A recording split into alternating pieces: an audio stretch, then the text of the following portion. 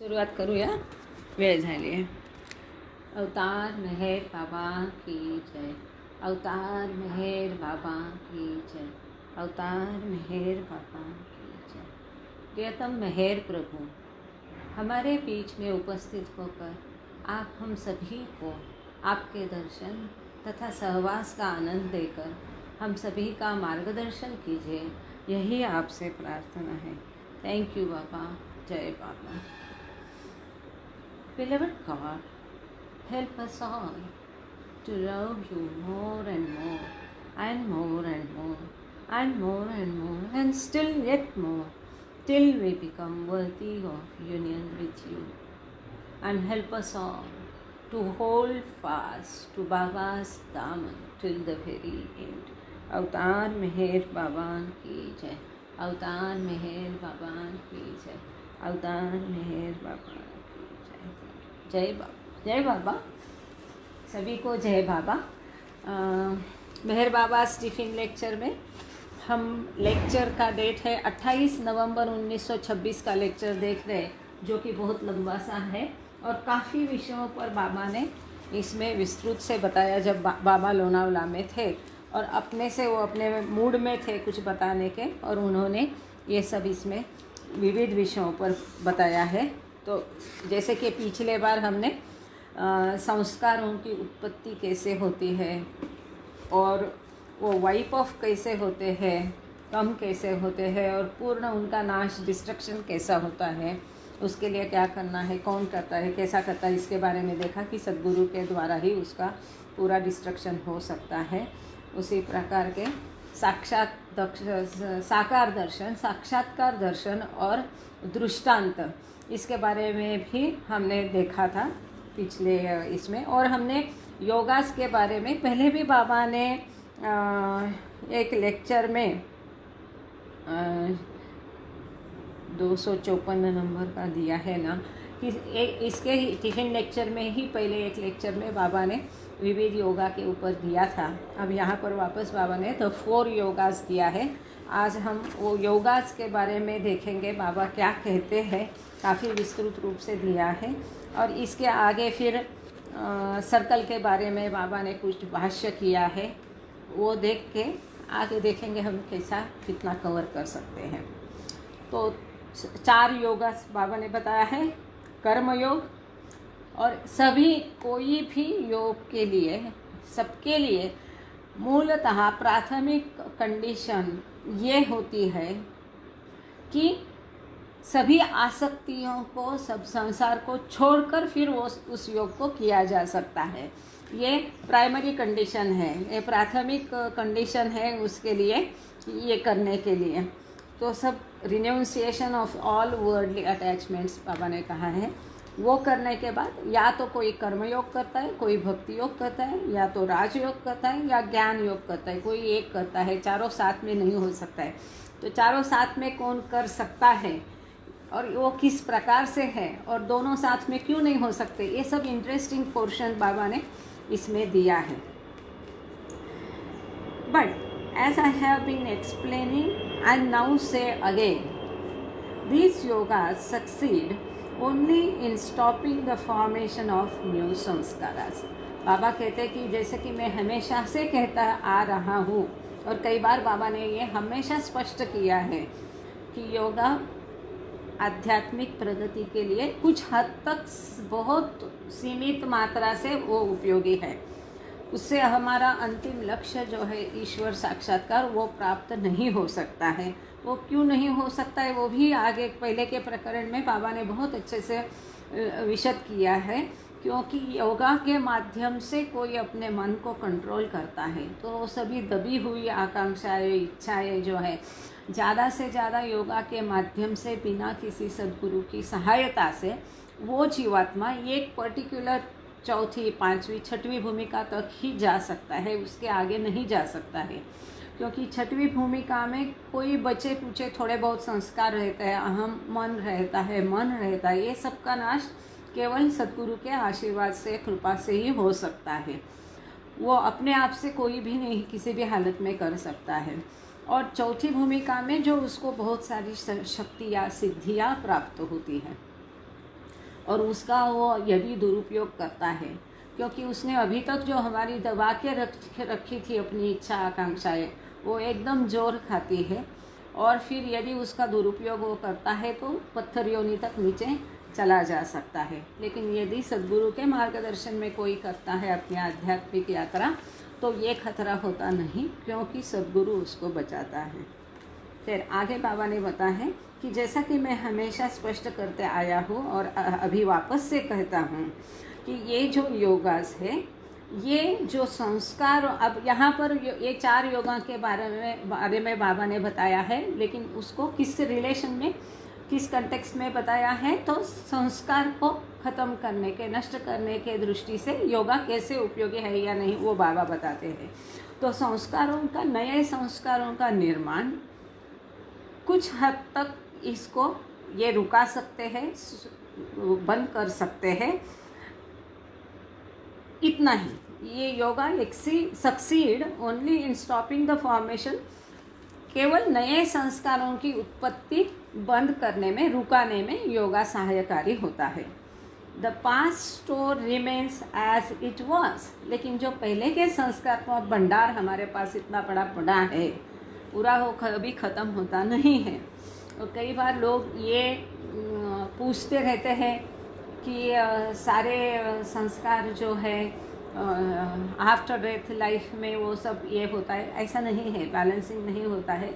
या जो है विरुद्ध प्रकार के संस्कार खर्च करके पूरा संस्कार मिटते नहीं है, बचे कुचे संस्कार, या तो जो नेचुरल संस्कार बाबा ने बाद में उसको बताया है, उस प्रकार के संस्कार तो रहते हैं। नेचुरल संस्कार और अननेचुरल संस्कार ये भी हम कर चुके हैं। The past store remains as it was, तो योगा के माध्यम से नए संस्कारों का निर्मिति केवल रुका जा सकती है, लेकिन जो पहले का भंडार है संस्कारों का, बैलेंस जो है, वो शेष जो है वो वैसे ही रहता है, अनडिस्ट्रॉयड, बिना खत्म हुए। Still a hindrance and block in the advancement towards the goal of realization. ये जो पीछे संस्कारों का भंडार पड़ा है, जो कि नष्ट नहीं, पहले के संस्कार योगा द्वारा नष्ट नहीं किए जा सकते, और ये जो आध्यात्मिक प्रगति के जो यात्रा है, जो अंतिम लक्ष्य है ईश्वर साक्षात्कार का, गॉड रियलाइजेशन का, इसके मार्ग में ये पहले के संस्कार अभी भी एक बाधा बनकर खड़े रहते हैं। योगा के माध्यम से केवल नए संस्कारों का निर्माण रुका जा सकता है, पहले के संस्कार नष्ट नहीं होते हैं।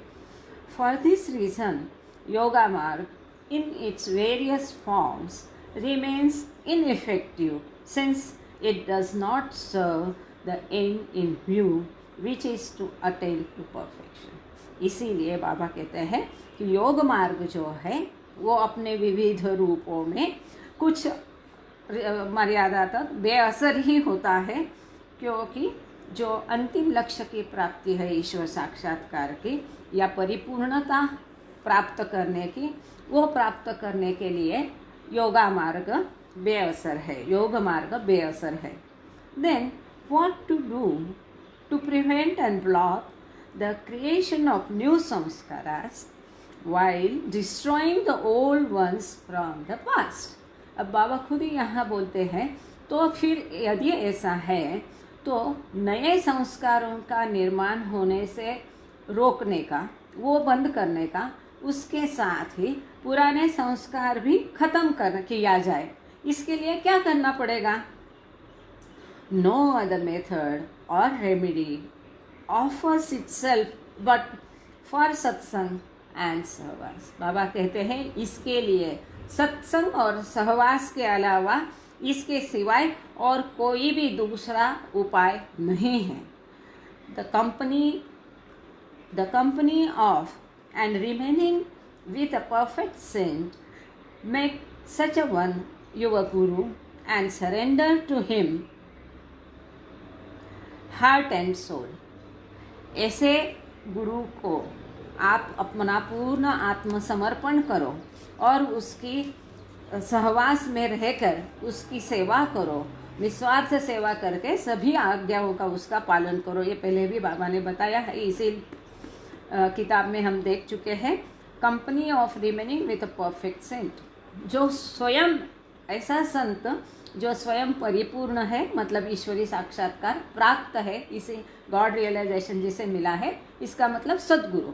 ऐसे सद्गुरु को शरण जाओ, उसे पूर्ण तहे दिल से, हार्ट एंड सोल, पूरे दिल से उसे, दिलो दिमाग से उसको आत्मसमर्पण पूरे रूप से करके उसकी सेवा में, सहवास में रहो।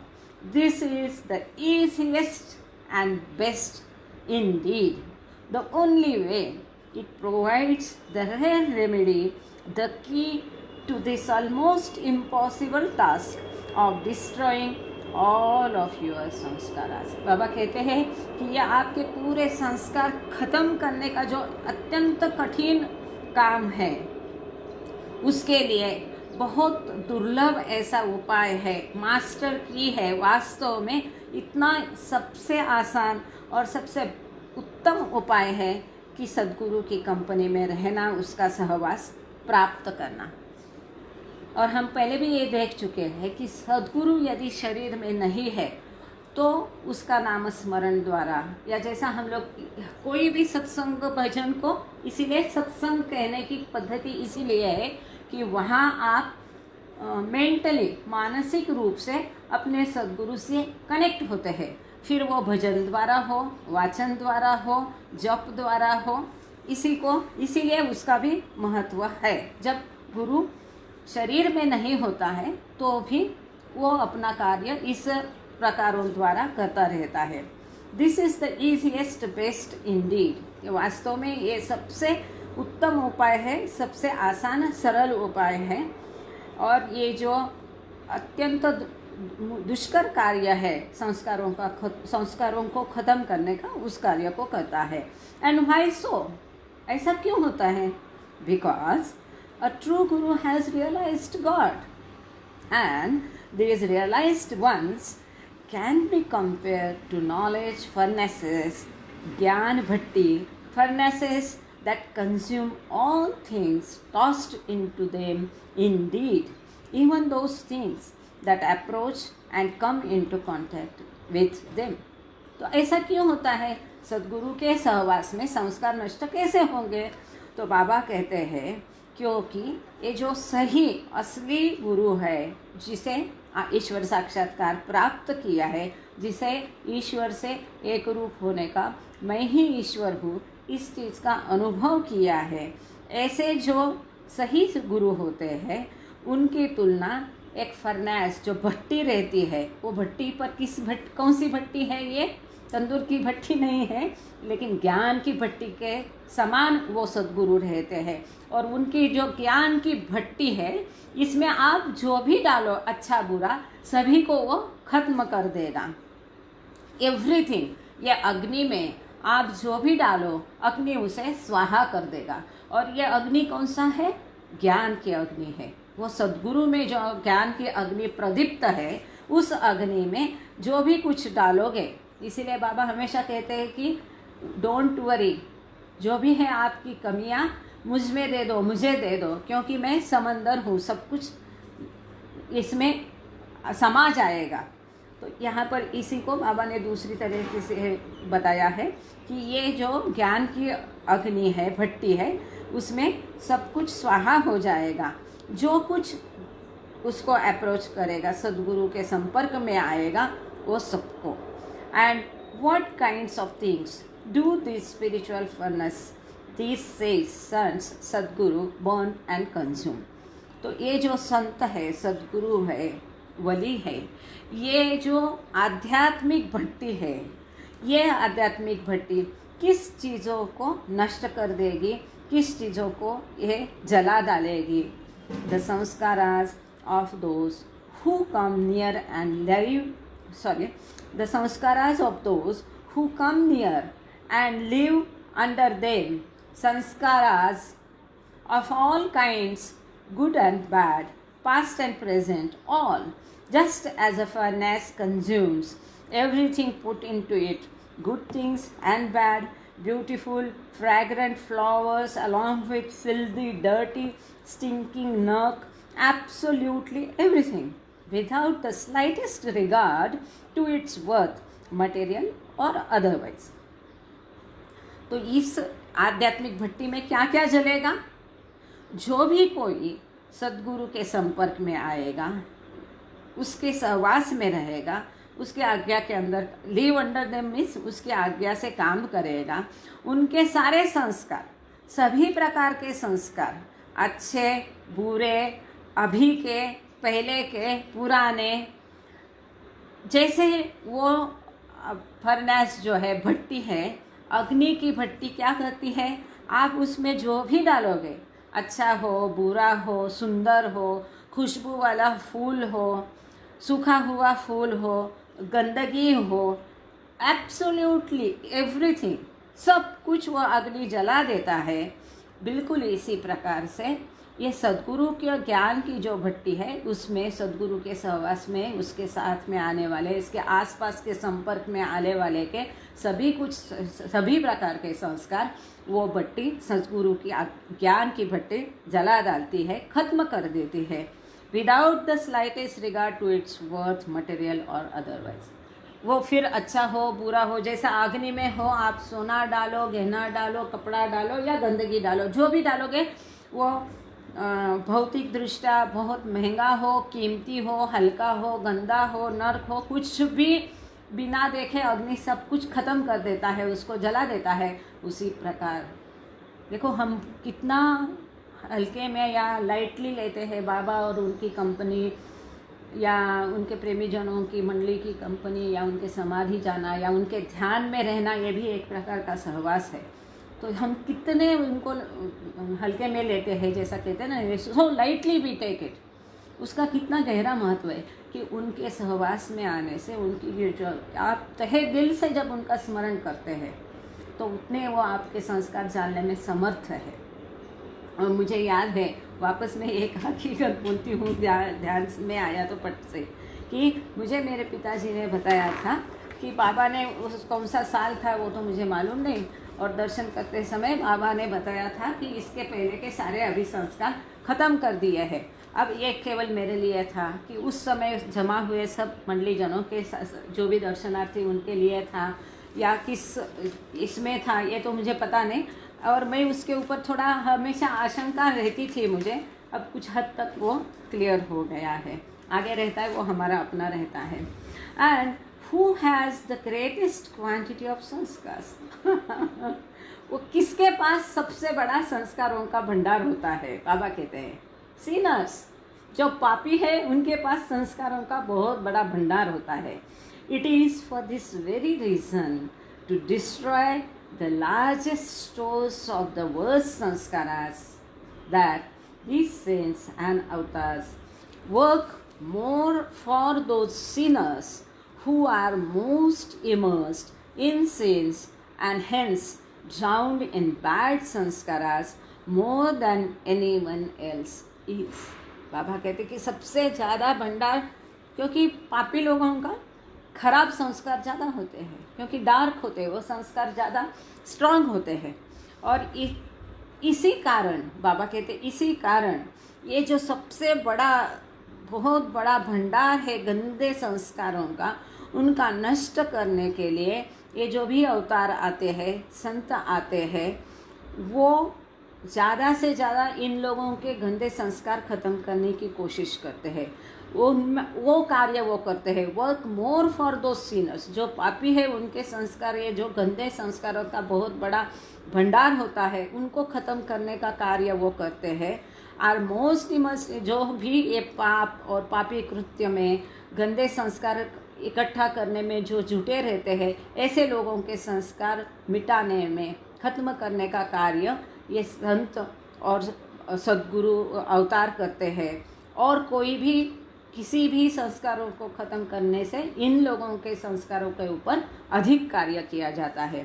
Jesus said, I want the company of sinners, and indeed he had sinners like Mary Magdalene around him, she whom he eventually transformed into a great saint। तो यहाँ आगे बाबा कहते हैं, इसीलिए जीसस ने कहा था I want the company of sinners, कि मुझे जो पापी है वो पापियों की कंपनी मुझे चाहिए, सहवास चाहिए। और वास्तव में उनके अगल बगल में ऐसे ही पापी लोग थे, जैसे कि मेरी मैगडेलिन, जो कि जिसे अंततः जीसस में एक बड़े संत में परिवर्तित किया। Even now, Sri Baba Jan keeps around himself amongst the bhaktas the men known as chandulis, who are in the habit of consuming dreadful quantities of intoxicating drinks, and generally the worst of sinners in other spheres of life, who naturally are most liable to the accumulation of samskaras. और बाबा आगे जाके कहते हैं कि जैसे Jesus के अगल बगल में पापी थे, ऐसे बाबा जान को देखो आप। बाबा जान भी उनके अगल बगल में जैसे कौन से भक्त ज़्यादा रहते थे, वो चांदुलीस ज़्यादा रहते। चांदुलीस कौन है?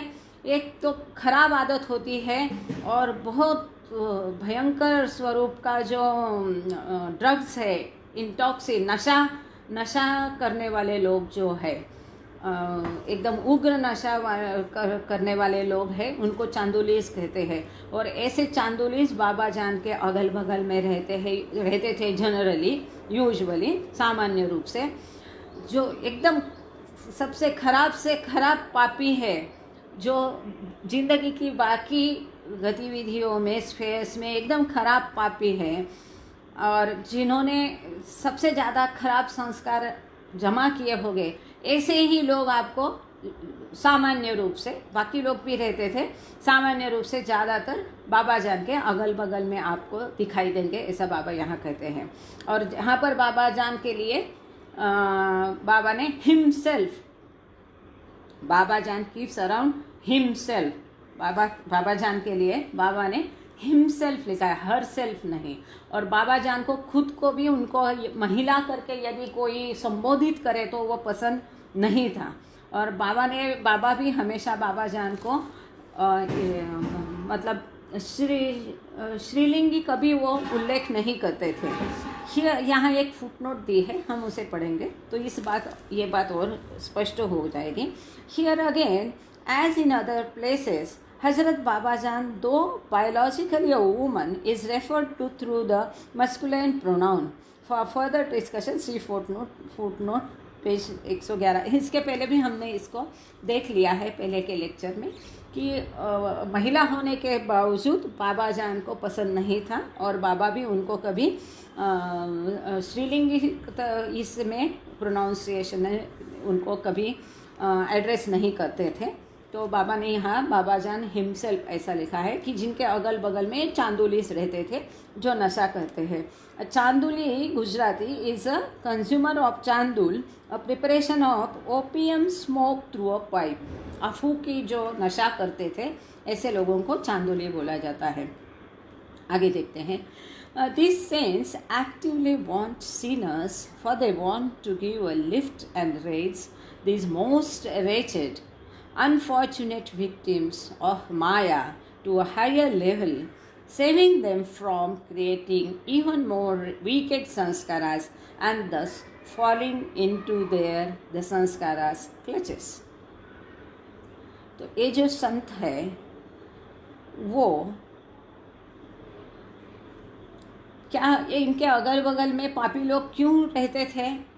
ऐसे जो नीच है, घृणा योग्य लोग हैं, अभागी है, जो ये माया की दुष्ट चुगुल में फंस गए हैं, माया की शिकार बन गए हैं, ऐसे जो अभागी लोग हैं, इनको इनसे इस सब से माया से ऊपर उठाना, इन अभागियों के लिए काम करना, और ये माया के चुगुल से, ये शैतान से उनको बचा लेने का, एंड दस फॉलिंग इनटू देयर, और माया से ये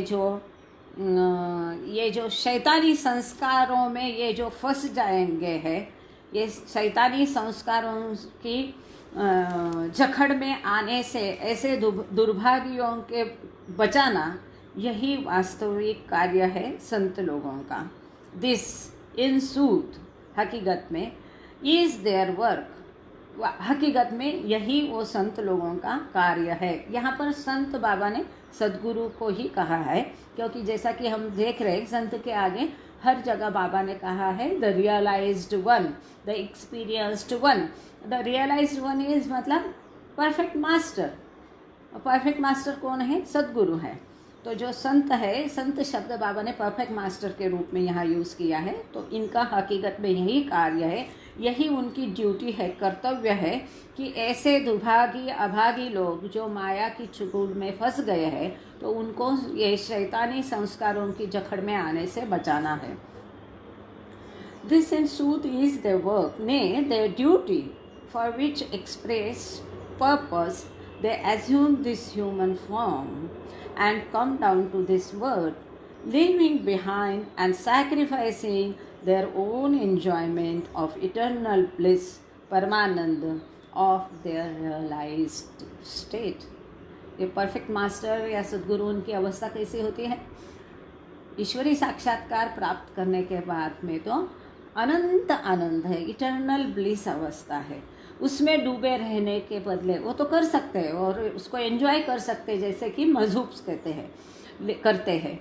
लेकिन वो करने के बदले अनंत आनंद अवस्था में डूबे रहने के बदले ये जो ईश्वरी साक्षात्कार प्राप्त पुरुष है वो अपना मनुष्य रूप फिर भी धारण किए रहते हैं, रहते हैं, उसका भान रख के इस संसार में वापस आते हैं। इस संसार में वापस आते हैं, हम हमेशा देखते हैं इसका अर्थ वापस उनका पुनर्जन्म नहीं होता है, लेकिन उसी जन्म में, उसी देह में इस संसार का और अपने शरीर का भान वो वापस लाते हैं। केवल इसीलिए इसके पीछे यही एक कारण है, यही एक बड़ा त्याग, वो अपने अनंत आनंद अवस्था का बड़ा त्याग करके वापस आते हैं कि ऐसे लोगों के ऊपर कार्य करने के लिए, उनको ऊपर उठाने के लिए मतलब ये जो बहुत पापी लोग हैं उनको ये माया के चुगुल में से बचाने के लिए, उनके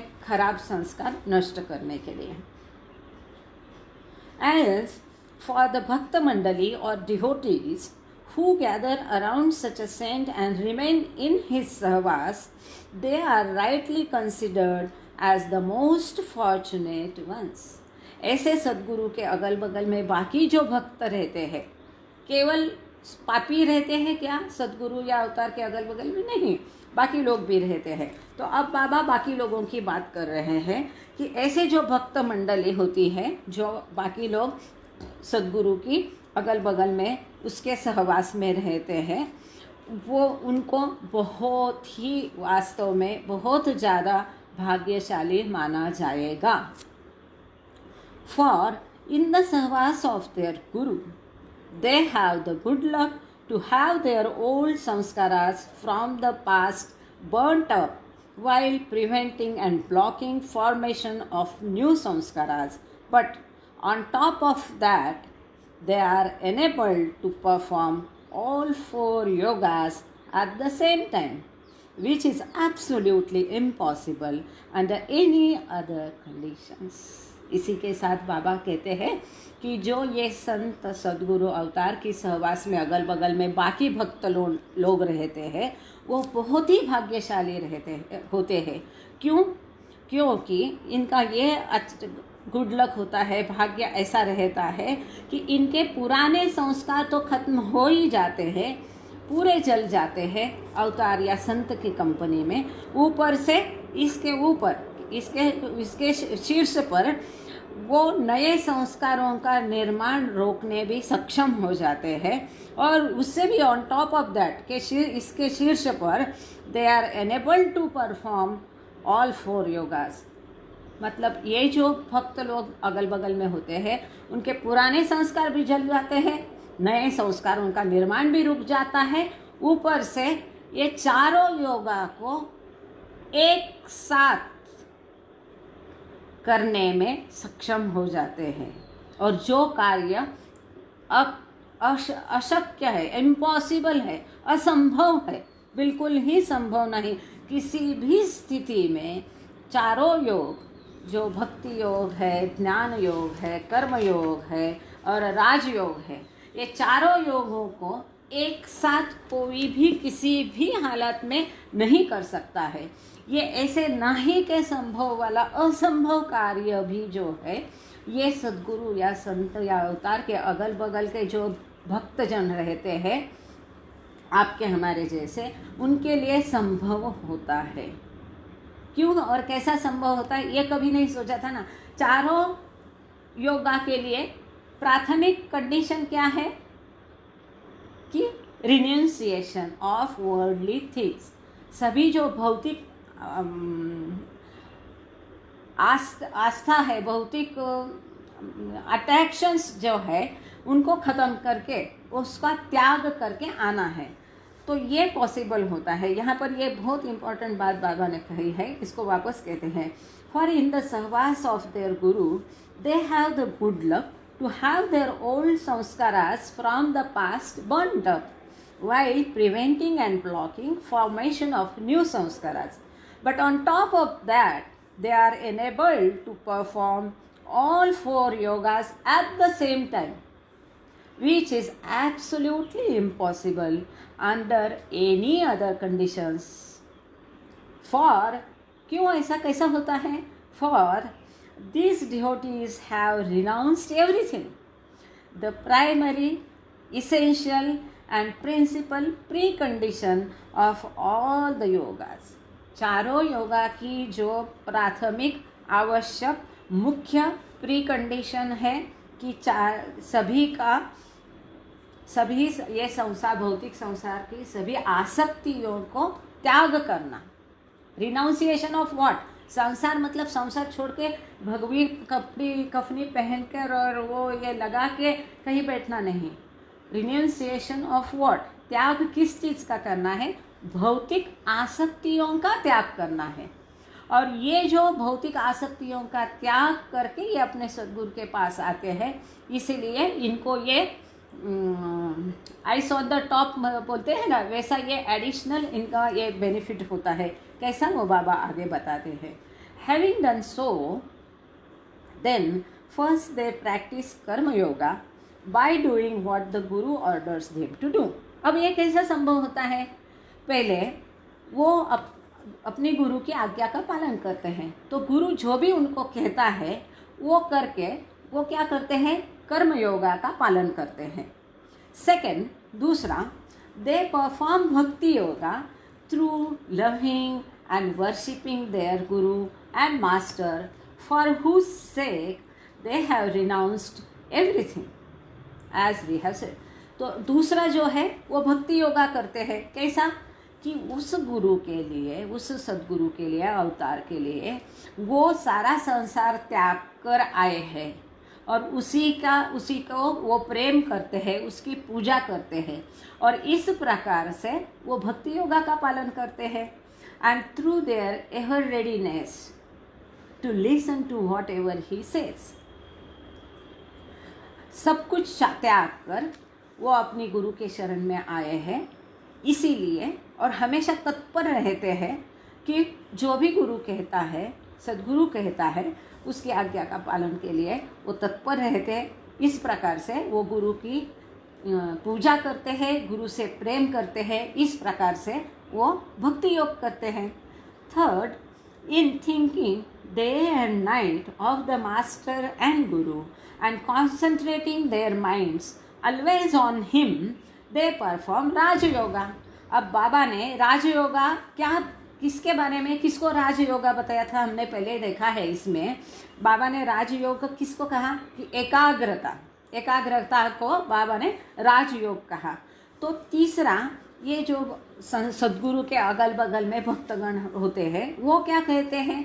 तुम्हारे हमारे जैसा दिन रात वो अपना गुरु, अपना मास्टर, इसके बारे में ही सोचते रहते हैं, और इस प्रकार से अपना मन एकाग्र रहता है उनका अपने गुरु के ऊपर। इस प्रकार से वो राजयोगा करते हैं। रिनाउंसिंग, लास्ट आखिरी yoga, renouncing everything so that they can gather around him, learn from him, become well versed in knowledge, and so advance towards the goal of truth. In doing this, they practice ज्ञान योगा। इस प्रकार से सब संसार की आसक्तियों को दूर करके, खत्म करके, त्याग करके वो अपने गुरु के पास आते हैं। किस लिए आते हैं? उसके अगल बगल में वो जमा होते हैं। किस लिए? उससे कुछ सीखने के लिए। जो कि खुद बहुत ज्ञानी है, उससे ज्ञान प्राप्त करने के लिए, जो कि ज्ञान अंतिम लक्ष्य, अंतिम सत्य को प्राप्ति के लिए आवश्यक होता है। उस ज्ञान की प्राप्ति के लिए, और ऐसा करने से वो उससे ज्ञान हासिल करते हैं, प्राप्त करते हैं। इस प्रकार से वो ज्ञान योगा का भी पालन करते हैं। कितना सुंदर बाबा ने समझा है। बाबा ने यहाँ सीधा बताया है कि जो पापी हैं वो भी अगल बगल में रहते हैं, उनको भी संस्कार खत्म करता है, नष्ट करता है सद्गुरु। लेकिन जो उसके बाकी भक्त उसके पास रहते हैं वो वास्तव में बहुत भाग्यशाली है। जैसे कि अभी हमारे सामने मैं देख रही गाड़ेकर काका है। तो ऐसे जो लोग हैं, इनके पहले पुराने संस्कार भी खत्म किए हैं बाबा ने, और इनके नए संस्कारों का निर्माण भी रुका दिया है, बंद किया है। ये एक है। और दूसरा जो है, इन्होंने ये जो भौतिक आसक्तियाँ त्याग कर ये बाबा के पास आए हैं, गुरु के पास आते हैं। इसीलिए उनको ये बहुत जो रेयर क्वालिटी है, चारों योगों का पालन करना, जो अशक्य, असंभव है, ये चारों योगों का पालन इन भक्तों द्वारा किया जाता है। और चारों योगों का पालन कैसे किया जाता है ये भी बाबा ने बताया है कि वो renunciation of the worldly attraction, जो भी भौतिक आसक्तियाँ है उनका त्याग करना, ये प्राथमिक कंडीशन होती है चारों योगों के लिए। उसका पालन करके वो अपने गुरु के सन्निध में उसकी आज्ञाओं का पालन करके, उसकी सेवा करके कर्मयोग करते हैं। उसके अगल बगल में रह के ज्ञान प्राप्त करके ज्ञान योग करते हैं। दिन रात उसके बारे में सोच करके वो राजयोग पालन करते हैं। और उसको प्रेम करके, उसकी पूजा करके, उसकी सेवा करके वो भक्ति योगा भी करते हैं। तो इस प्रकार से इस सद्गुरु के अगल बगल में जो भक्त है उनके द्वारा चारों योगों का पालन किया जा सकता है।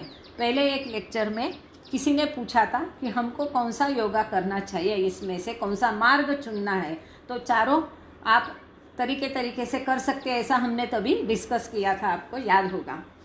आगे देखते हैं 10 बाय रिनाउंसिंग एवरीथिंग। एक मिनट, ये बहुत इम्पोर्टेंट और इंटरेस्टिंग है। आगे तो बहुत एक इंटरेस्टिंग बात बाबा ने बताई है। उसके पहले गाड़ेकर काका का माइक खुला है। काका, आप कुछ बोलना चाहोगे? गाड़ेकर का, हाँ, गाड़ेकर काका। ओके, जय Baba. 10 by renouncing everything, surrendering heart and soul to their guru and remaining constantly in his service, the bhaktas are enabled to perform the most difficult, indeed most impossible task of practicing all 4 yogas simultaneously।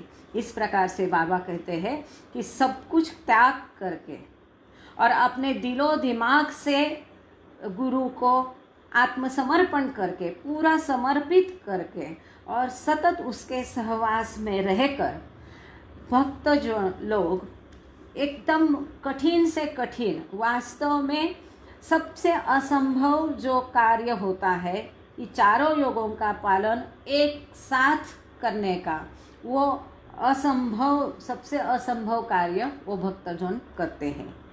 For a योगी, इसके विपरीत अभी बाबा ने तुलना की योगी लोगों के साथ। देखो, ये सब था कि उनके 1925-26 में दिए गए ये लेक्चर है। सभी मंडली जन यंग थे और वास्तव में उनको ऐसा बाहर अट्रैक्शंस थे, दूसरे बाबा, दूसरे गुरु। तो उनको सही मार्ग इस तरह से सीधी सीधी सिंपल बातों से बाबा कैसे समझा बुझा कर उनको रखते थे, वो देखा जाए। और हमें भी कई सारी बातें इसमें से सीखने को मिलती हैं। For a yogi by contrast, it is almost impossible to practise even 2 yogas concurrently. Baba कहते हैं इसके विपरीत जो योगी है उसे दो योगा का भी एक साथ वो योगी पालन नहीं कर सकता है। क्यों? For karma yoga, to take this example, calls upon them to do anything and everything, whereas Gyan Yoga forbids them from doing anything at all, teaching them rather to do nothing. बाबा ने कितना सुंदर तरीके से समझाया है। वो कहते हैं कि योगी ये दो योग भी एक साथ नहीं कर सकता है, जो ज्ञान योग, कर्म योग, भक्ति योग, राजयोग, इनमें से कोई दो योग एक साथ योगी नहीं कर सकता है। क्यों?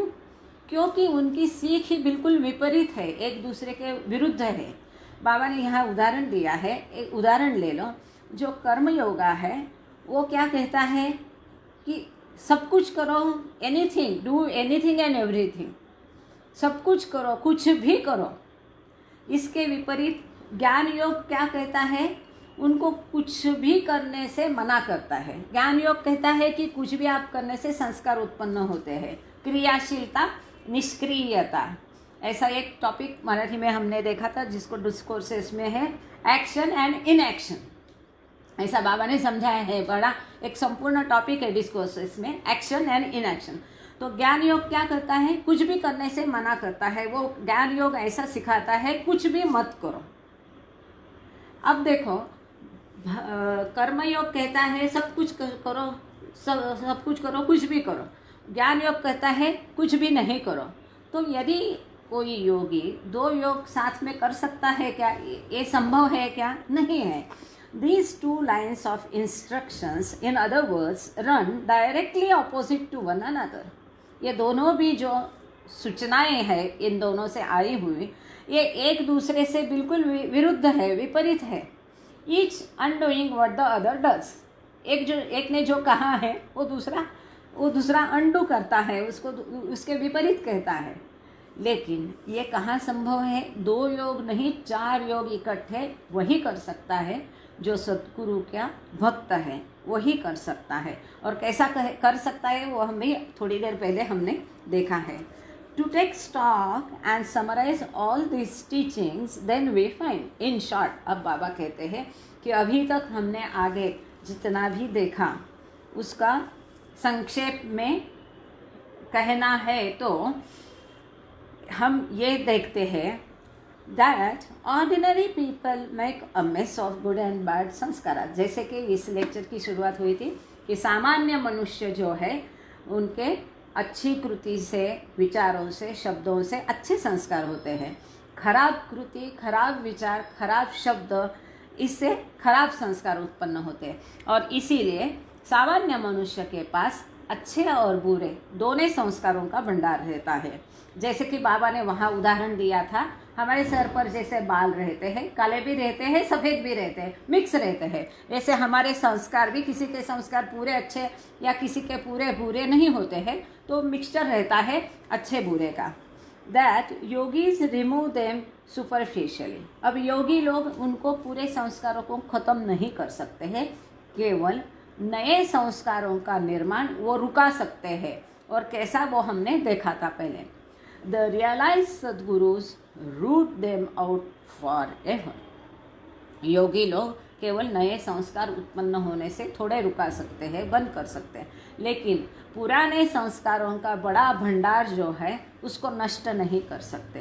केवल जो ईश्वरी साक्षात्कार प्राप्त पुरुष है, गॉड रियलाइज सोल है, परफेक्ट मास्टर है, सद्गुरु है, वही लोग केवल संस्कार पूर्ण रूप से संपूर्णतया नष्ट कर सकते हैं हमेशा के लिए। The realise sadgurus root them out for ever. वो जड़ से उनको उखाड़ करके फेंक सकते हैं। तो इसके लिए हैंकरशिप का बाबा ने उदाहरण दिया था, या आगे आने वाला है, ठीक है, वो आगे है, हम आगे देखते हैं। उसके पहले किसी को कुछ पूछना है, बताना है, शेयर करना है? जय बाबा, जय बाबा। देशपांडे सर्कल जो है, मंडल जो है अवतार का, उसका तैयार बनाने के लिए कुछ समय चाहिए और कुछ काम भी उसके ऊपर करना पड़ता है, वो ज़रूरी होता है। इसके बारे में बाबा क्या कहते देखते हैं। Hafiz has elucidated all of the facts discussed so far, as well as other points to be gone into now in splendid style. यहाँ ये कहते हैं कि अभी तक जितने भी मुद्दों को हमने विशद किया है, देखा है, इसके बारे में और आगे जो हम देखेंगे, ये सभी मुद्दों को हाफिज़ ने बहुत सुंदर तरीके से विशद किया है.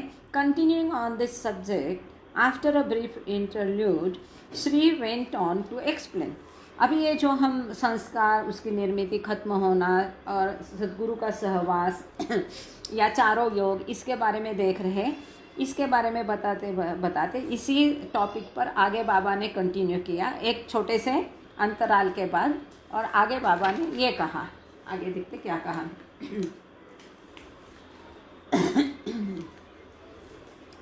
Now I will repeat to you the same story but from a different perspective and in a different light. बाबा कहते हैं कि इसी सेम स्टोरी को मैं अभी वापस भिन्न परिप्रेक्ष्य में आपके सामने दूसरे दृष्टि से, एंगल से, दूसरे मुद्दों को ध्यान रख के इसी को आपके सामने रखता हूँ.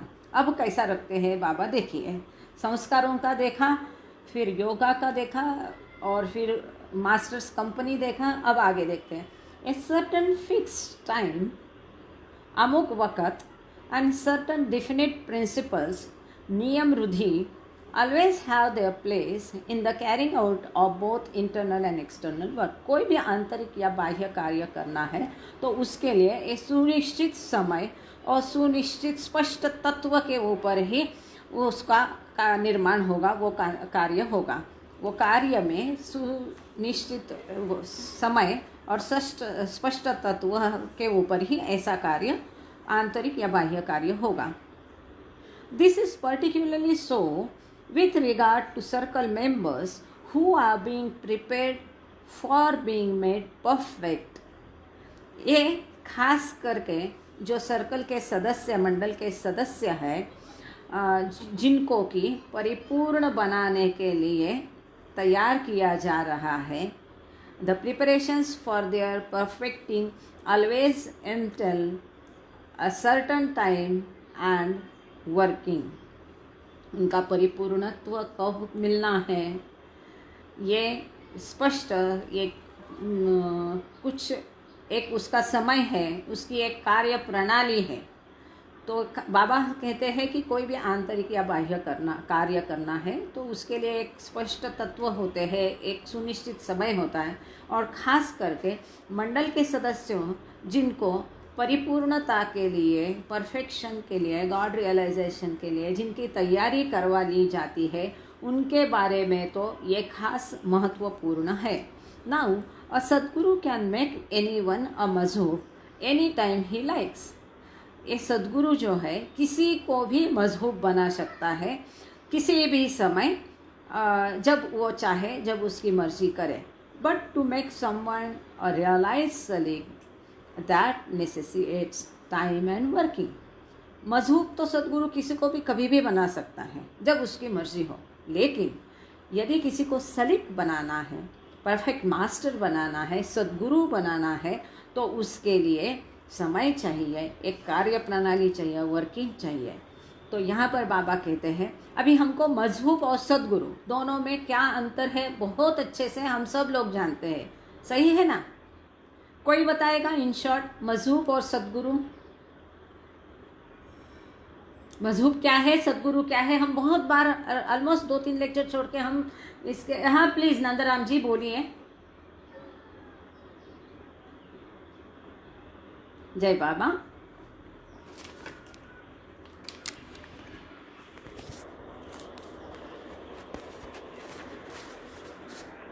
धन्यवाद नंदराम जी, परफेक्ट. केवल एक थोड़ा करेक्शन करूँगी, बट बिल्कुल सही कहा नंदराम जी ने. जो आफ्टर गॉड रियलाइजेशन कुछ आत्माएं तुरंत शरीर छोड़ती है, कुछ शरीर नहीं छोड़ती है, कुछ वो जो है वो मजहूब, लेकिन वो उनको अपने शरीर का और इस संसार का भान नहीं रहता है। वो अनंत आनंद अवस्था में डूबे रहते हैं और उनका जो इन्फिनिट नॉलेज और इन्फिनिट उन्होंने प्राप्त किया है, उसी के द्वारा उनका शरीर का चलन वलन या ये सब होता है, ना ही सद्गुरु के द्वारा। वो थोड़ा करेक्शन है, वो मजहूब खुद ही उसने जो अनंत शक्ति अनंत ज्ञान जो भी प्राप्त किया है, गॉड रियलाइजेशन प्राप्त किया है, उसके द्वारा ही वो अपने आप उसका शरीर का सब कुछ ख्याल रखा जाता है।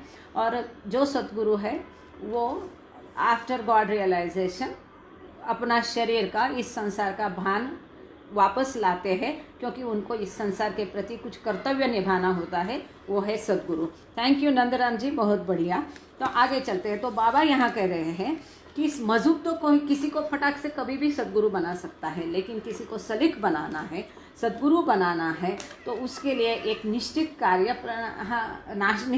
प्रणाली और समय की महत्व है। Let's take an analogy. Baba कहते हैं एक उदाहरण ले लो। क्या उदाहरण है? Your handkerchief here being compared to the mind. आपका जो दस्ती है, रुमाल है, इसको समझो कि ये एक आपका मन है। Has twists and knots in it. इसके अंदर तोड़ मरोड़ है, उसके गांठे है, which represent the mind sanskaras. ये रुमाल जो है ये जो ऐसा मोड़ गया है, चुरगड़ क्या बोलते हैं मराठी में, चुरगड़ला बोलते हो, क्रीज हो गया है, और उसमें जो गांठे हैं, ये समझो कि आपका मन है, और रुमाल एक आपका मन है, और ये गांठे उसके ऊपर जो है ये आपके संस्कार है। Now these twists and turns in the sanskaras can be undone and destroyed in 2 ways। अब ये रुमाल के ऊपर, ये यानी कि आपके मन के ऊपर जो संस्कार है, जो गांठे है संस्कारों की, इस 2 प्रकार से इसको ख़त्म किया जा सकता है। कैसे? पहला यह है by reversing them, whereby one uncoils them in the opposite direction. एक है कि उसको उल्टा करके, गांठ ऐसी मारी तो वापस उसको ऐसा करके उलझ करके उसको सुलझा करके गांठ को निकाला जा सकता है उल्टी डायरेक्शन में उसको करके। और by applying a light and match stick and burning them up. या तो एक माचिस ले करके उसके नीचे करो, जला दो, जल जाएगा वो। अब जलने से क्या होगा? गांठ तो ख़त्म होगी, रुमाल भी जल जाएगा। और निकालने से क्या होगा? गांठ निकल जाएगी, रुमाल वैसा ही रह जाएगा। The difference between this 2 methods is that the burning actually destroys the original handkerchief along with the knots। ये दोनों पद्धति में अंतर ये है कि जलाने से गांठ तो जल जाएगी, उसके साथ में रुमाल भी जल जाएगा। while the method of reversal, unwinding the loops and turns, serves the purpose of wiping out the samskaras। इसके विपरीत जो उल्टा करके गांठ सुलझाने से यह होगा कि ये संस्कार पोछे जाएंगे, निकाले जाएंगे, क्लीन किए जाएंगे, but at the same time it keeps the original handkerchief intact. उसी साथ में जो आपका रुमाल है एज इट इज़ रहेगा, इंटैक्ट रहेगा, साफ रहेगा, सुरक्षित रहेगा। This handkerchief can be compared to your mind while you yourself can be compared to the atma. Baba कहते कि यह रुमाल को ऐसा समझो कि यह आपका मन है और आप जो है वो आपका आत्मा है। यू इज इक्वल टू आप, आत्मा। मतलब यहाँ बाबा उदाहरण दे रहे हैं कि आप हैं, एक आत्मा है, और आपका रुमाल जो है ये आपका मन है। द नॉलेज और realisation bestowed upon the one destined to be a mazhub is given not to his mind but to his आत्मा और सोल directly। बाबा कहते हैं कि जिसको ज्ञान देना है, अनुभव देना है, ईश्वरी साक्षात्कार का अनुभव, जिसको अनुभव प्राप्त करने के लिए जो डेस्टिन है, जो भाग्य उसका है, जो जिसके नसीब में ईश्वरी साक्षात्कार और ज्ञान प्राप्त करना है, वो जो है वो मजहूब को, उसके मन को नहीं दिया जाता है। यह अनुभव, ईश्वरी साक्षात्कार का अनुभव या ज्ञान मजहूब के मन को नहीं दिया जाता है, किंतु इसकी आत्मा को डायरेक्टली दिया जाता है। The mazhub's mind is burnt up and destroyed, while the knowledge imparted to circle members pertains both to the mind and the soul as well. तो मजहूब का जो मन है वो डिस्ट्रॉय, जला के ख़त्म किया जाता है, मनोनाश, मन नष्ट हुआ होता है। इसके विपरीत उसका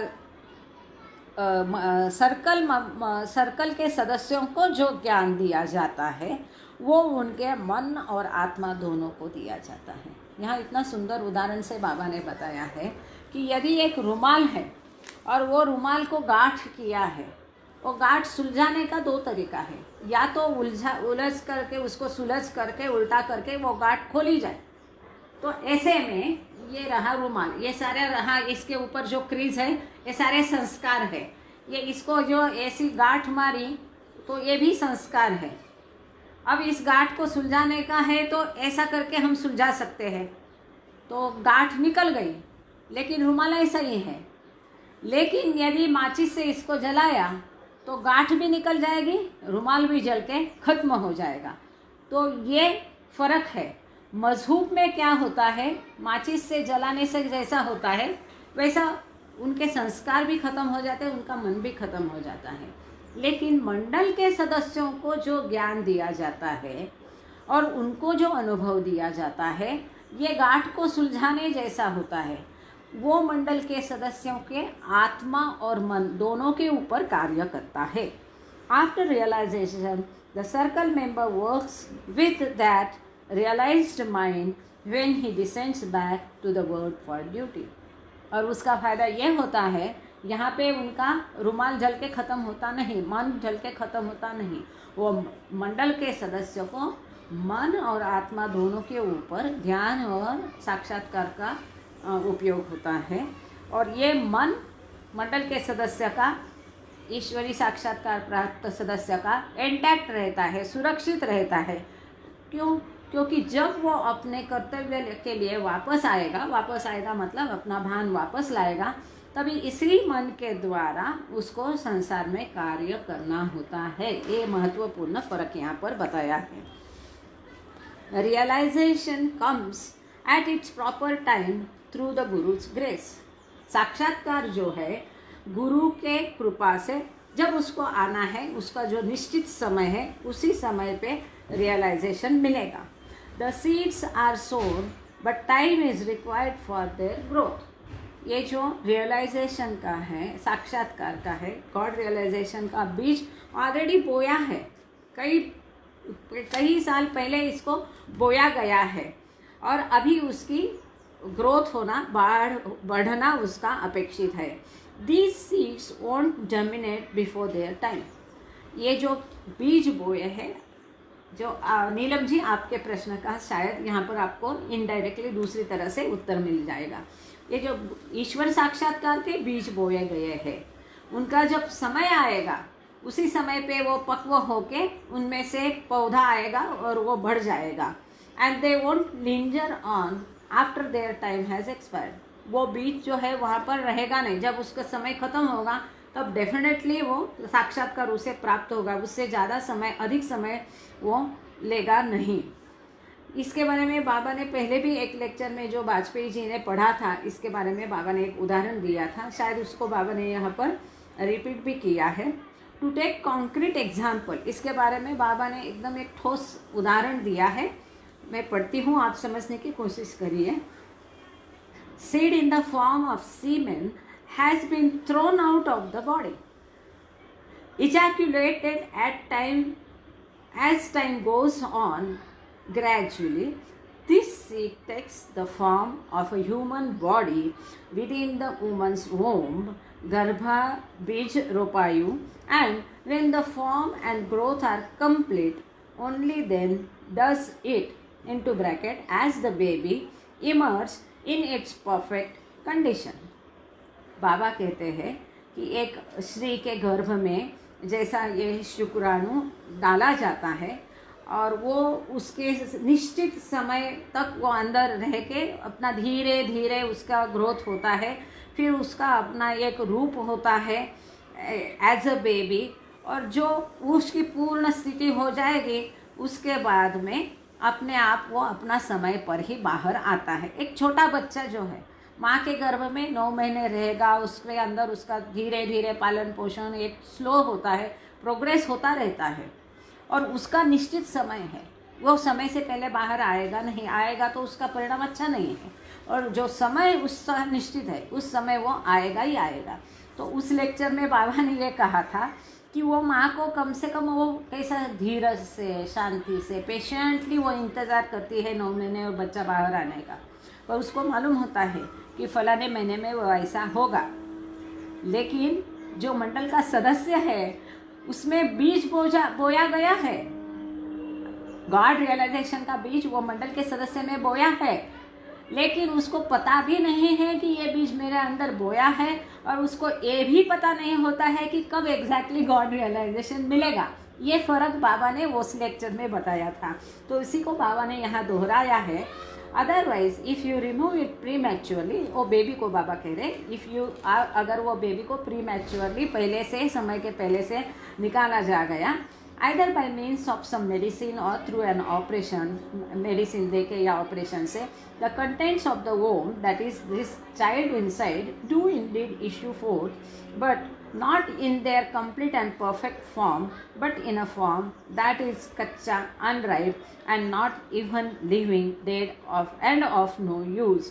While if it had been left alone to follow its own natural course of growth, that is, if it had been allowed and granted its proper time, it would have issued in its complete and mature form without the necessity of external efforts to drag it out. बाबा कहते समय से पहले उसको बाहर निकाला जाएगा तो ये तो जीवित नहीं रहेगा, बच्चा नहीं रहेगा, उसका बराबर रूप नहीं रहेगा, कच्चा ही रहेगा, पर उसको इंतज़ार करके अंदर रहने देते थे, उसके समय पे उसको बाहर आने देते थे, तो कि ना बिना कोई एफर्ट्स के, बिना कोई प्रयास से वो अपने आप अच्छे तरह से बाहर आ जाता था।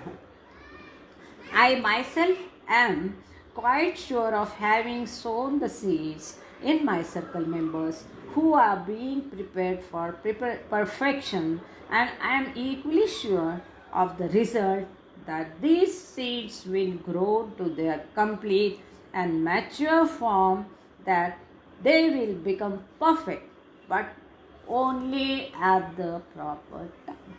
बाबा कहते हैं मैं स्वयं तो बहुत ही श्योर हूँ, मुझे खात्री है, पक्का मुझे पता है कि मैंने ये जो ईश्वरी साक्षात्कार के बीज है अपने मंडल के सदस्यों में बोए हैं, और जो ये सदस्य जो कि परफेक्शन के लिए, गॉड रियलाइजेशन के लिए, परिपूर्णत्व के लिए, ईश्वरी साक्षात्कार के लिए तैयार हो रहे हैं, मैं उसी प्रकार मुझे खात्री है, आई एम श्योर, उसके परिणामों की भी मुझे खात्री है कि ये जो मैंने बीज बोए हैं उनमें, ईश्वरी साक्षात्कार के मेरे मंडल के सदस्यों में जो मैंने बीज बोए हैं वो पूर्ण हो गए, वो उनके बढ़ जाएंगे, मैच्योर होंगे, और एक दिन वो परफेक्ट मास्टर बनेंगे, परिपूर्णत्व पाएंगे, लेकिन अपने समय पर, जिसका उसका समय है उसी समय पर, only at the proper time,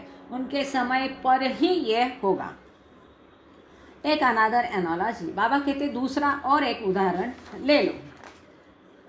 you are all convinced that the sun does indeed rise every morning at its appointed hour. आप सबको पता है, पूरा यकीन है कि हर रोज़ सूरज अपने जो निश्चित समय पर ही आता है, उगता है, सनराइज होता है। Now given this assurance that the sun will rise, suppose you try to make it rise before its proper moment, say sometime during the night. ये आपको पता है कि इसके निश्चित समय पर जो है आज सूरज इतने बजे निकलेगा, फिर भी यदि आप कोशिश करते हैं, समझो कि बीच रात में आप कोशिश करते हैं कि सूरज उगाने की, सूरज को बाहर लाने की कोशिश यदि करते हो, even you scurry about and shout aloud with the voice of thousands, urging the sun to come forth, say at 1 or 2 o'clock at night, it will never happen. The sun will never appear. बाबा कहते कि मानो रात को 1-2 बजे आज इतना ज़ोर ज़ोर से चिल्लाओ, हज़ारों की संख्या में आके चिल्लाओ, सब लोग मिलके बोलो और उसको कितना भी विनती करो सूरज को रात को 1 या 2 बजे उगने की या आने की, तो सूरज आएगा क्या? बिल्कुल नहीं आएगा। ठीक उसी प्रकार है। And just as surely as you know it as a fact that the sun does rise, but only at its proper time in the morning, so you should take it as a fact that when I say that those of my circle who are destined for perfection shall be made perfect, this is assured and definite. आपको जिस प्रकार से खातरी है कि वो सूरज आएगा, उसका जो समय है उगने का उसी समय वो आएगा, उसी प्रकार से आपको खातरी होना चाहिए, आप श्योर होना चाहिए कि मेरे मंडल के सभी सदस्यों को ईश्वर साक्षात्कार प्राप्त होगा। उनका जो समय है वो उनको आश्वासित होना चाहिए कि जिनकी किस्मत में ये ईश्वर साक्षात्कार है उनको वो सुनिश्चित समय पे, उनका जो निश्चित समय है उसी समय पे निश्चित मिलेगा, इसके बारे में उनको आश्वासित होना चाहिए। But each at his proper time. देखो इसके बारे में एक उदाहरण छोटा सा, ऑफिस में हम सब लोग काम करते हैं तो प्रमोशन होता है, सबको मालूम है होगा, लेकिन उसका टाइम है, उसकी एलिजिबिलिटी है 3 साल बाद, 5 साल बाद, 7 साल बाद, जो भी क्राइटेरिया जो भी ऑफिस में होगा सबको मालूम है, सबको मालूम मेरा टाइम आएगा, लेकिन 3 साल बाद आएगा, 5 साल बाद आएगा, तुरंत किसी को मिला ऐसा कभी होता है? वो बहुत रेयर इसमें होता है। इसी प्रकार से ये है, गॉड रियलाइजेशन मिलेगा, मंडल के सदस्य तो मिलेगा ही मिलेगा, जिसका उसका समय है। जैसा कि मनी माई के बारे में बाबा ने कहा था कि 2 जन्म के बाद, शायद मनी माई को कहा था या ये तो गांधी जी के बारे में कहा था। मनी माई के बारे में इतना ही बताया था कि money my will become a perfect master, मतलब मनी माई जो है ये सद्गुरु अवस्था प्राप्त करेगी, ऐसा बाबा ने कहा था। But you for your part can't keep quiet and have patience since you haven't the slightest hint और clue, let alone proof of who among you are to be realised and when of who belongs to the circle and so forth. अब यहाँ पर बाबा जो है मंडली के सदस्यों को कह रहे हैं, क्योंकि उस समय में याद है मुझे भी बिल्कुल ये चलता था कि कौन मंडल का सदस्य है, कौन नहीं है, कौन अंदर का मंडल है, कौन बाहर का मंडल का सदस्य है और क्या ये सब। और मंडली के सदस्यों में बहुत ये ऐसा इम्प्रेशंस चलता था, अस्वस्थता, और चलता रहता था चर्चा कि अरे कौन सदस्य है, किसको मिलेगा कि नहीं मिलेगा। तो बाबा यही बोल रहे हैं कि आप लोग शांत नहीं बैठते हैं, पेशेंस नहीं है, चुपचाप क्वाइट नहीं बैठते हैं, और आपको धीरज नहीं है, और लेकिन आपको थोड़ी सी भी हिंट नहीं है, थोड़ा सा भी संकेत नहीं, थोड़ी सा भी आपको इस बात का छोड़ो कि प्रमाण तक नहीं है कि आप में से किसको साक्षात्कार प्राप्त होगा और कौन सर्कल का सदस्य है, एक्सेट्रा एक्सेट्रा। आप इसके चर्चा ही करते रहते हैं, जबकि आपको उसको कोई संकेत नहीं, कोई प्रमाण भी नहीं है। And none of this is none of this is any fault of yours. और बाबा कहते हैं ये आपका दोष नहीं है, for you have no knowledge whatsoever of what all this business is about. क्योंकि ये आपका दोष नहीं है, आप सब चर्चा करते रहते हैं कि कौन मंडल का सदस्य है, किसको साक्षात्कार मिलेगा, लेकिन ये आपका दोष नहीं है, क्योंकि ये सब चीज़ें हैं, ये आपके ज्ञान के बाहर की चीज़ें हैं, आपको इसका ज्ञान नहीं है। इन whom have the seeds of perfection been sown, किसमें साक्षात्कार के बीज बोए गए हैं। This you do not know and will not know, not even those among you who are destined to be made perfect. Even those among you so destined will never know it up until the last moment. बाबा कहते हैं यहाँ तक कि आप में से जो किसी को भी कुछ भी पता नहीं और कभी पता नहीं चलेगा कि आप में से मंडल के सदस्य कौन है और नहीं है। और ये बात सही है, ये आखिर तक बाबा ने कभी उसको उजागर नहीं किया है। और किसको परफेक्शन मिलेगा, गॉड रियलाइजेशन मिलेगा नहीं मिलेगा, ये आपको अंत तक पता नहीं चलेगा। यहाँ तक कि जिसको गॉड रियलाइजेशन मिलने वाला है उसको स्वयं को भी पता नहीं चलेगा कि मुझ में ये बीज बोए गए हैं, जबकि आखिरी क्षण तक उसको पता नहीं चलेगा, until the last moment. Under such circumstances, the only good advice to be given is this. ऐसी स्थिति में एक ही सलाह, अच्छी सलाह आपको दी जा सकती है और वो यह है कि रिमेन इन सहवास। अगेन इम्पॉर्टेंट बात, सद्गुरु के सहवास में रहो। रिमेन इन सहवास, ऑल ऑफ यू, आप में से हर कोई हर दम ईश्वर के सहवास में, सद्गुरु के अवतार के सहवास में रहो। Even those among you who are not in the circle, though this information is known to none. ये तो किसी को भी पता नहीं है कि कौन मंडल का सदस्य है नहीं है, फिर भी आप में से जो मंडल के सदस्य नहीं है, मतलब जिसको बाबा ने तभी थोड़ी देर पहले क्या बोला, ड्यूटीज या भक्तगण जो हम लोग हैं, तो आप में से जो भक्तगण जो सर्कल मंडल सदस्य नहीं है वो भी हमेशा सहवास में रहिए। Should do so because as just said the seeds have been sown. आप हमेशा सहवास में रहिए। क्यों? क्योंकि बीज तो पहले से ही बोए गए हैं। नॉट नाउ, अभी नहीं, बट इन टाइम्स लॉन्ग पास, अभी नहीं, बहुत पहले से ये बीज आप में बोए गए हैं साक्षात्कार के। से years बिफोर, कई साल पहले, कई युग पहले, though the ones in whom these seeds have been sown had no idea nor knowledge of it। हालांकि जिनमें ये साक्षात्कार के बीज बोए गए हैं उनको उसकी कोई भनक नहीं है, कोई आइडिया नहीं, कोई संकेत नहीं या उसका ज्ञान भी नहीं है। These seeds have been sown in a ground where they are sure to fructify।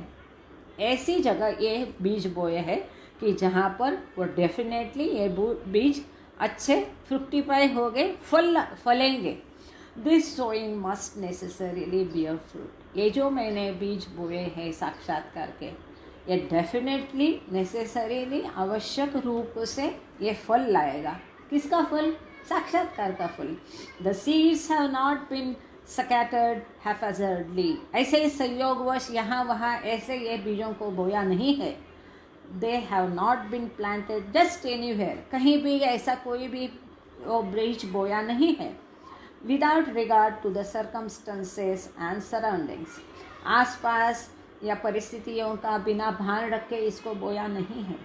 Often they bear fruit only after hard and severe test and trials. ऐसा नहीं है, ये बीज तो बोए हैं आप में, लेकिन ये बीज ऐसी जगह बोए हैं, देख करके बोए हैं, और वो ऐसे ही फ्रुक्टिफाई फल नहीं पाएंगे।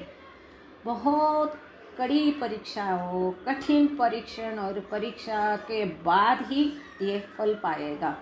कठिन परीक्षाएँ होगी, परीक्षण होगा, परीक्षा होगी, टेस्ट एंड ट्रायल्स होगा, इसके बाद ही ये बीज जो बोए हैं इसको फल होगा, प्राप्त होगा। ऐसे ईश्वरीय साक्षात्कार आराम से हंस के बैठी जगह नहीं मिलेगा, बहुत कठिन ट्रायल्स, उसमें टेस्ट देने पड़ेंगे। The connection of the circle member to the circle is shown in figure 24 below. अच्छा, यहाँ पर मेरे ख्याल से हम काफ़ी आगे एक्सीड किए इस टाइम में। हालांकि इसी का ही ये भाग है, पर कोई बात नहीं, चलो हम इसको थोड़ा सा अगले बार में देख लेते हैं। मेरे ख्याल से काफ़ी टाइम हुआ है। हाँ, आज प्रार्थना के लिए नीलम जी को बोला है। किसी को कुछ इसमें पूछना है, बताना है तो बोलिए, वरना हम प्रार्थना के लिए चलते। नीलम गोयल जी प्रार्थना बोलेगी।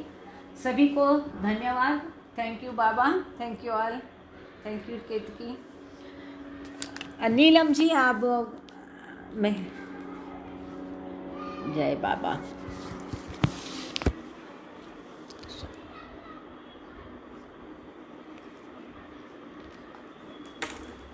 कोई आदि नहीं है और ना ही तुम्हारा कोई अंत है।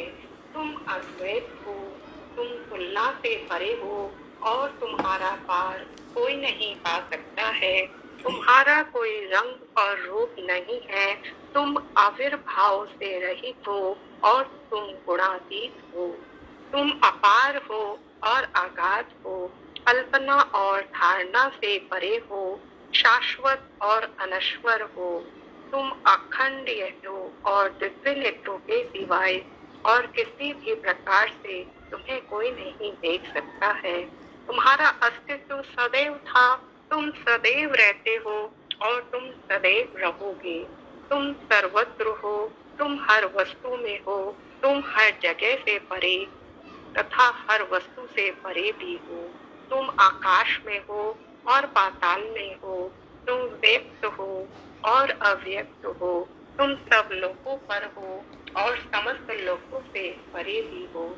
तुम तीनों भुवनों में हो और तीनों भुवनों से परे भी हो। तुम अगोचर हो और स्वतंत्र हो। तुम सृष्टि के रचने वाले हो। स्वामियों के स्वामी हो। समस्त मनों और हृदयों के ज्ञाता हो। तुम सर्वशक्तिमान हो और सर्वव्यापी हो। तुम अनंत ज्ञान हो, अनंत शक्ति हो और अनंत आनंद हो। तुम ज्ञान के महासागर हो, सर्वज्ञ हो, अनंत ज्ञान रखने वाले हो। तुम भूत, वर्तमान और भविष्य के ज्ञाता हो और तुम स्वयं ज्ञान हो। तुम पूर्ण दया में हो और सतत परिष्कारी हो। तुम आत्माओं की आत्मा हो और अनंत गुणों से संपन्न एक परम आत्मा हो। तुम सत्य, ज्ञान और परमानंद की त्रिमूर्ति हो। तुम सत्य के मूल हो, प्रेम के महासागर हो। तुम सनातन सत्ता हो, ऊंचों में सबसे ऊंचे हो। तुम प्रभु और परमेश्वर हो। तुम पर ब्रह्म हो और परात्पर परब्रह्म भी हो। तुम पर ब्रह्म परमात्मा हो, अल्लाह हो, इलाही हो, यस्तान हो, अहूमज हो और प्रियतम ईश्वर हो। तुम्हारा नाम इज्जत अर्थात एक में पूज्य है। अवतार मेहर बाबा की जय। हे असीम दया के निधि प्रभुराज, हम अपने सब पापों के लिए पश्चाताप करते हैं। हर एक विचार के लिए जो असत्य, अनुचित या गंदा था, हर एक बोले हुए शब्द के लिए जिसे बोलना हमें उचित ना था और हर एक कर्म के लिए जिसे करना हमें उचित ना था। स्वार्थ से प्रेरित हर एक कर्म, शब्द तथा विचार के लिए तथा द्वेष से प्रेरित हर एक कर्म, शब्द और विचार के लिए हम पश्चाताप करते हैं। विशेषकर हर एक कामुक विचार तथा क्रिया के लिए, ऐसे हर एक वचन के लिए जिसको हमने पूरा नहीं किया, सब असत्य वचनों के लिए, सभी निंदा, पाखंड, दम या लोगों के पीछे उनके दोष बताने के लिए हम अनुताप करते हैं। और खासकर दूसरों का नाश करने वाले हर एक कर्म के लिए, दूसरों को दुख देने वाले हर एक शब्द तथा कर्म के लिए तथा दूसरों पर दुख देने की इच्छा करने के लिए हम अनुताप करते हैं। हे प्रभुराज, आप हम पर असीम दया करके हमारे किए हुए पापों को क्षमा कीजिए और वैसे ही आपकी मर्जी के अनुसार विचार करने में, बोलने में तथा कार्य करने में जो हमारी असमर्थता सदैव रहती आई है, उसको भी क्षमा कीजिए।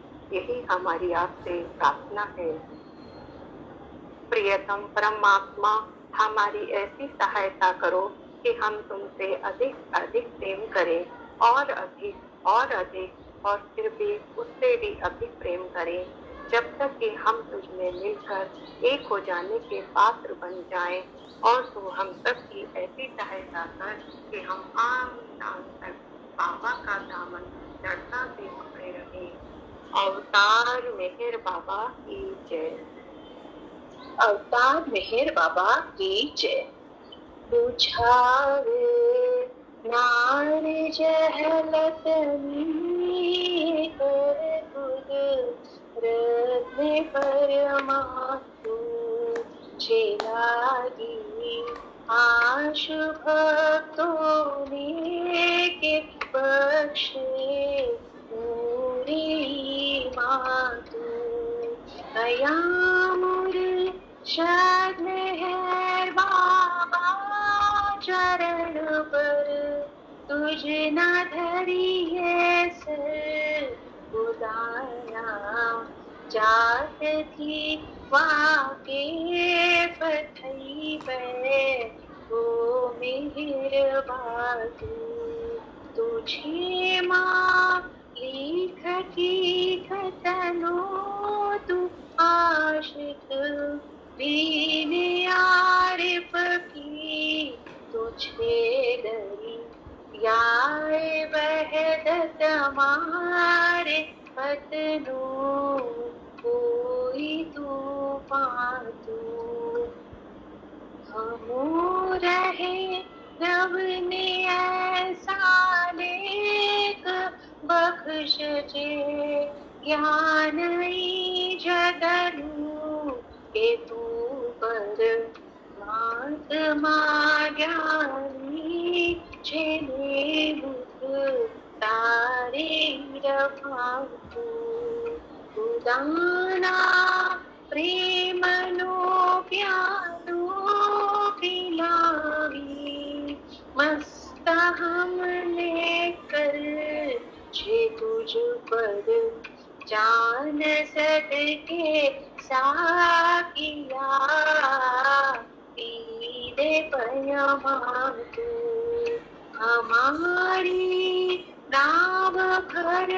दरिए करावे तू हमें करिए हमारा ना खुदा अय मेर बाबा छेनी के बातू हमारा ना खुदा मेर बाबा छेनी के बातू बुझावे नार जलतनी